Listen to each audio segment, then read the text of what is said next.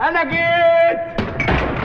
مين فينا مش بيستخدم عود تنظيف الودان؟ ولو حسيت ان سمعك بدأ يضعف بتلاقي دايما اللي يقولك ده اكيد عشان مش بتنظف ودانك كويس بعود تنظيف الودان ده، وتبدأ بقى بصفة يومية تنظف ودانك بيه. وكمان بتلاقي كمية شمع لزج كده بيطلع، وكل ما بيطلع منه كتير انت بتفرح اكتر، وبتبقى عارف ان انت كده بتنظف ودانك بطريقة صح.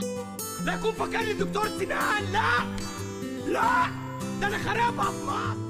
انت عارف ان مادة الشمع دي اللي فرزها ودانك دي مش قذارة، ولكن ده سائل دهني بتفرزه الغدد الشمعية اللي موجودة في ودانك. طب انت عارف بقى ان وظيفته مهمة جدا، زي بالظبط انه بيرطب ودانك، بيحميها من الاتربة وكمان من الحشرات. وكل ما بيتحرك فك السنان ساعة الاكل بيبدأ الشمع ده انه يتحرك بره ودانك خالص. نيجي احنا بقى نستخدم عود تنظيف الودان ده يبوظ الدنيا خالص، لانه بيدخل الشمع ده تاني جوه ودنك، وبالتالي الشمع ده هيتراكم وهيتكدس كده، وهيبقى من الصعب انك تطلعه. كمان انت تعرف لما تستخدم العود ده عشان تنظف ودانك انت كده بتجرح قناه الاذن، وكمان مع الوقت بتتسبب في خرم طبله الودان. انت قلت ايه انت ولا عملت ايه انت ولا؟ عايز بقى تنظف ودانك صح وبدون ضرر، انك تستخدم قطعه قماش كده صغيره وتبدا تنظف فيها ودانك بالراحه من بره، وما تدخلش اي حاجه لودانك من جوه. ولو انت وطفلك عنده الشمع ده متراكم او عايزه تنظفي له ودانه، حطي قطره زيت صغيره جدا من زيت الزيتون وتكون دافيه كل اسبوعين او 3، لانك بالطريقه دي هتمنعي تراكم الشمع، وبالتالي مش هيعاني من الم في ودانه. هنا انتهت حلقتنا، ما تنساش تستنانا في حلقات قويه جدا، وسلام عليكم.